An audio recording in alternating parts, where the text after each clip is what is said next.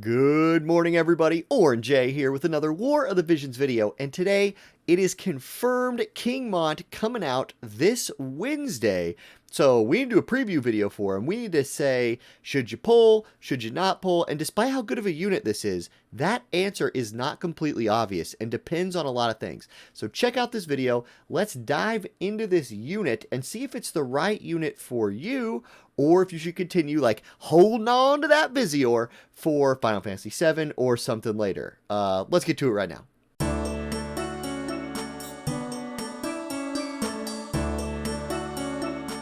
Okay, now before we get into it, if you do need to buy some Vizior to chase after your boy King Mont here, please do consider using my Amazon coin affiliate link that is located down in the description. Great way to help support the channel, help support me, do what I do. But what I'm going to do right now is talk about Mont. Let's look at the screen. Okay, what do we see?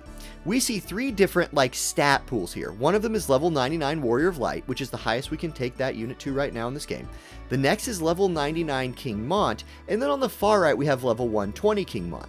Let's shelf level 120 King Mont for a second and talk about Warrior of Light and King Mont, comparing them at level 99. If you already have Warrior of Light, that is one of the conditions I think you might consider skipping King Mont. These two units are going to fill a very similar role by being able to pull aggro on turn 1 through a buff.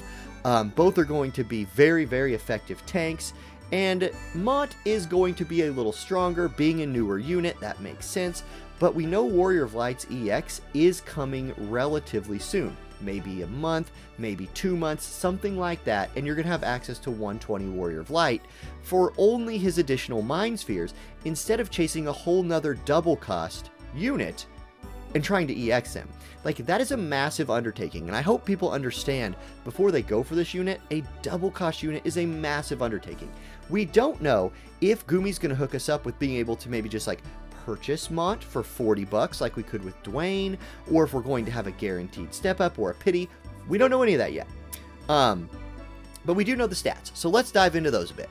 So you see the difference between Mont and Warrior of Light. Mont has a little more HP, a lot more agility, a lot more agility. Mont is not a slow boy like Warrior of Light is, or like Engelbert or something is. Mont's a quick dude. He's the king of Leonis. He's chasing after all these, well, he's more like running away from a lot of girlfriends, but anyway, Mashiri, and Mont, yeah, whatever.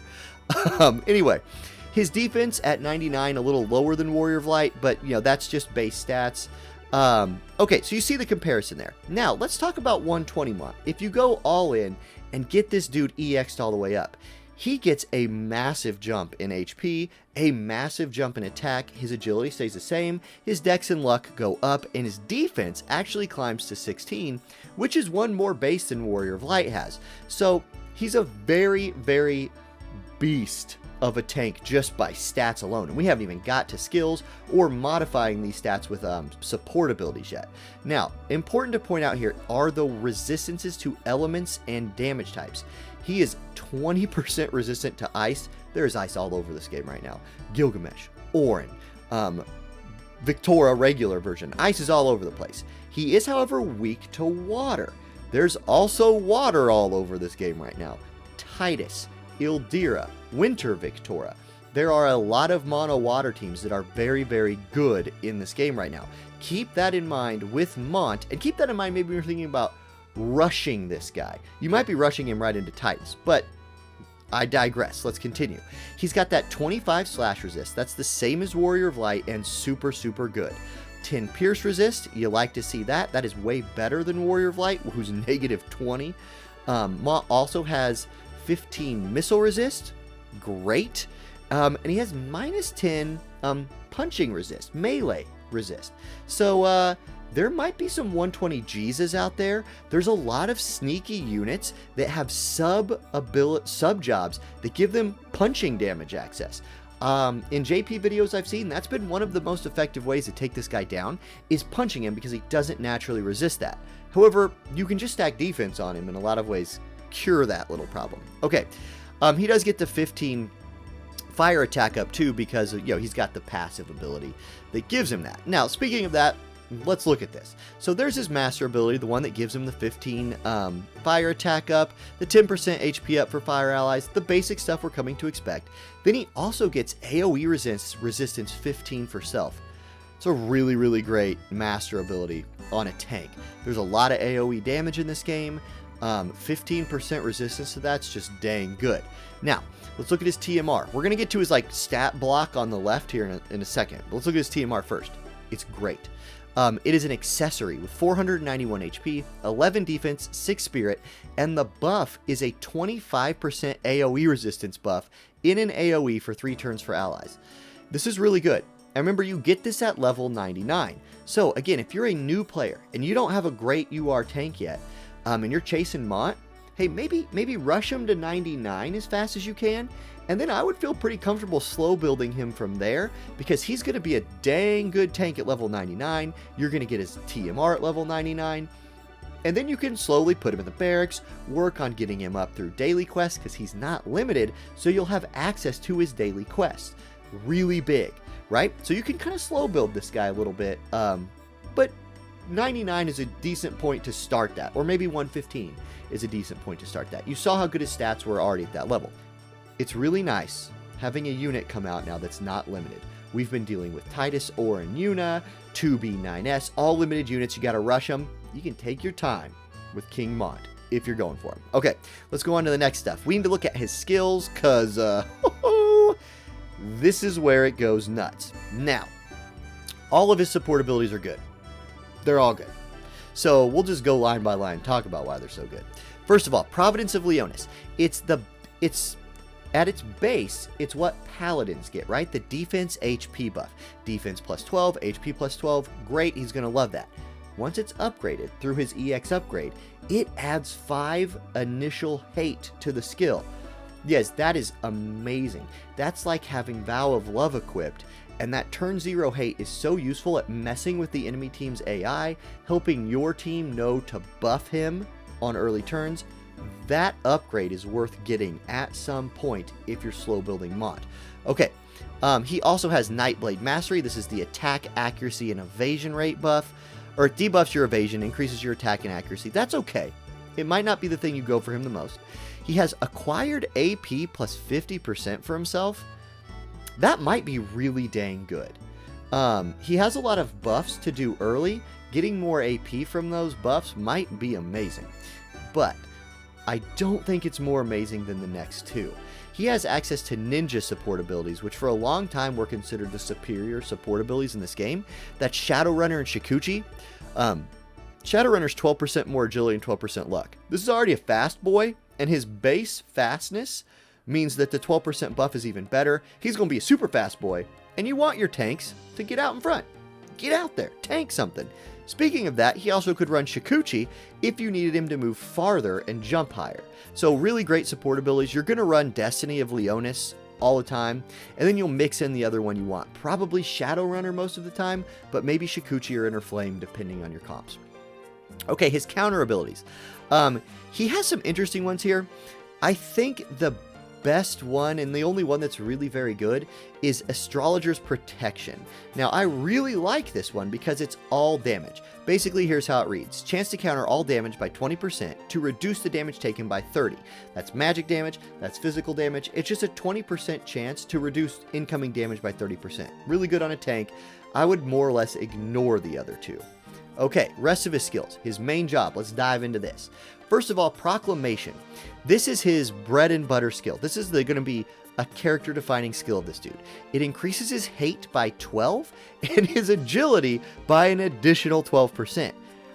Everybody's going to hate him on the enemy team, and he's going to be like coming at him fast. He's sprinting. He's fast. Okay, great skill. You leave that one on, and hopefully the AI knows to cast that boom turn 1. That'll be really important to find out. Does the AI cast that ability turn 1? Probably. Okay, Iron Blow is a barrier break. You know there's lots of barriers in this game. It's a very cheap skill to use and has okay range. Fang of Leonis is a high damage ability with a 25% chance to disable. Great skill.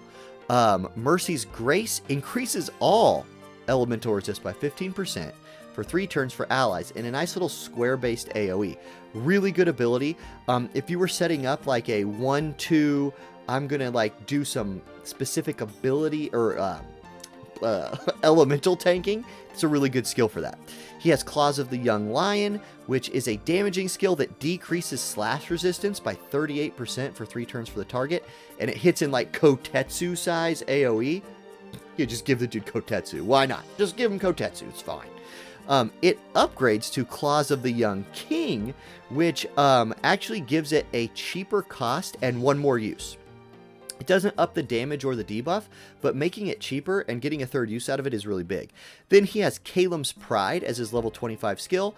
For a lot of people, the level 25 skill is the, will I take this dude to job level 25, or will I leave him lower than that?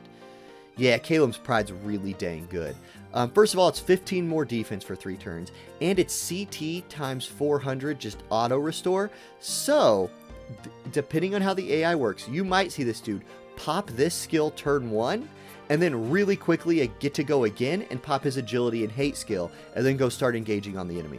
CT manipulation is very strong, and he gets some of that. Now, it's only for himself, so he can't like wombo combo with your team. But, oh my god, that for a main job, none of his abilities are bad. In fact, all of them are good. So, that's a big win. Now, let's look at his sub-job skills. If you run Archlord as his sub-job, you're going to get a attack magic break, like what a knight gets. You're also going to get a region that's a 10% region for 3 turns that can be casted in AoE.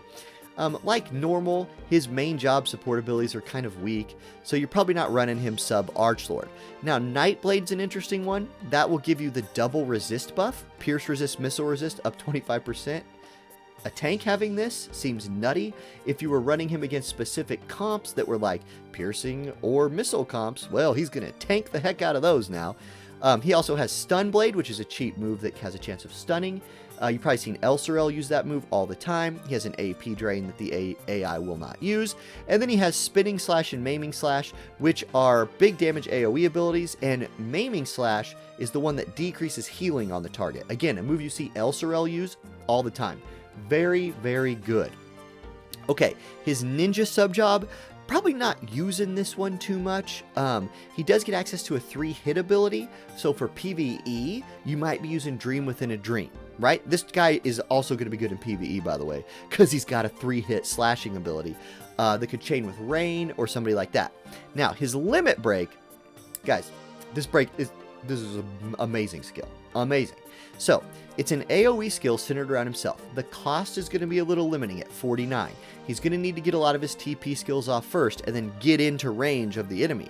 But an AoE 200% damage that has a 67% chance to inflict Berserk. That means if you're running any sort of faith on this guy, that's going to hit most of the time, because it's going to be higher than 67% in reality. And Berserk is an amazing status effect to throw on the enemy. It basically turns their brains into, frying pans, if that makes any sense. But they just auto-attack. So if you're a mage, you don't cast spells anymore. If you're a skill using DPS, you just attack. Now, they get an attack buff with it, but for 3 turns, they're dumb. Oh, and it doesn't break when your allies hit them, like Confuse. It's an amazing limit break. So his skills are top of the line. Now, one more thing to talk about before we wrap up this preview video and decide if we're pulling or not. The vision card.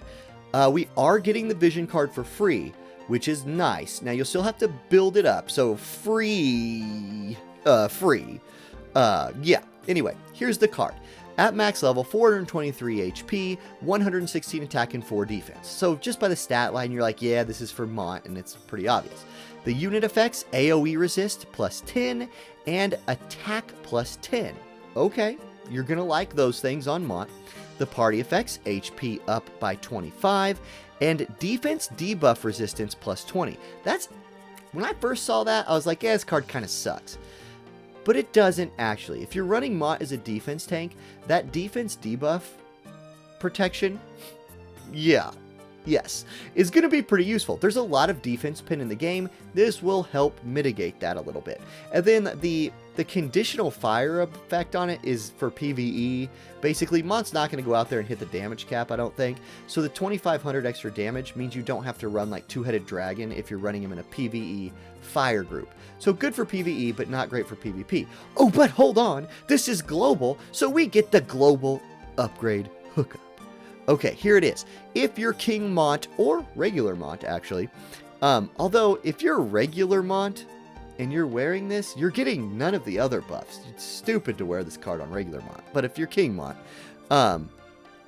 anyway, you get defense piercing rate up, so that's cool, and you get max HP up. Okay, sure, hook our dude up with a global buff, because we get the global buffs. That's really good.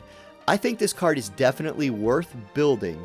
I don't know if I'd rush it, especially if you're not rushing Mont, but you do get it for free, so catch some shards when you can and max it, and if you're rushing Mont, you're probably going to rush this too. Now, we got to talk about, like, do you pull this guy? Do you not pull this guy? I kind of hinted at it earlier. First of all, I think Merlot is going to do a pull battle against me, so I'm going to do that. I guess I'm pulling. I'm hoping there's a 9-step or some kind of guarantee, because I'm not going to go crazy pulling for this guy. Just don't have the Visior right now. However, if he's in the coin shop, here's point 1. If they put him in the spring coin metal shop, and you're planning on building him at any point, spend all your metals on him. Because he's a double cost unit. If you can get his shards for 1 coin, that value's insane. Any coins you've been saving up, spend them. That will help you level him up. It'll help you EX him or whatever, right? We're getting a bunch of shards for him on his bingo boards, from quests. So there is free shards available. And if you can combo that with the coins, it will help mitigate the double cost. Now, okay, so I guess what I'm saying is, if his shards are in the shop, maybe consider pulling for him a little more. If you have Warrior of Light, and you feel like you don't need another defense tank, or you're just not running tanks right now, maybe don't pull. Maybe sit back, wait for Warrior of Light EX, chill for that, save some Visior, because Final Fantasy VII is coming. We all know it's coming. Black Rose Helen is coming. Winter EX coming? Question mark. Summertime units coming? Question mark. You are Zazan coming? Question mark? That was a question mark, but that was like Disney Channel level. Y'all know what I'm talking about. Question mark. Okay, so am I going to pull for him? A little bit. If I miss a whole bunch and don't get him, shucks. But I could use some luck. Yeah, and if you're set on your tanks, don't. If you really want him, good luck to you and go for him. He's going to be an insanely good tank. Like, if you're a new player and you've been waiting for your account defining tank, here it is. And you don't even have to take him to level 120 straight away to start seeing the impact. So get him, slow build him, and I think he's worth going for most players. So there you go. That's my tips. But play the game however you want. Thank you guys for watching this video. It's pushing like 18 minutes at this point. So wow, I guess I had a lot to say. Yeah, y'all are awesome. I hope you have a great rest of your weekend, and I will catch you in the next video. Later.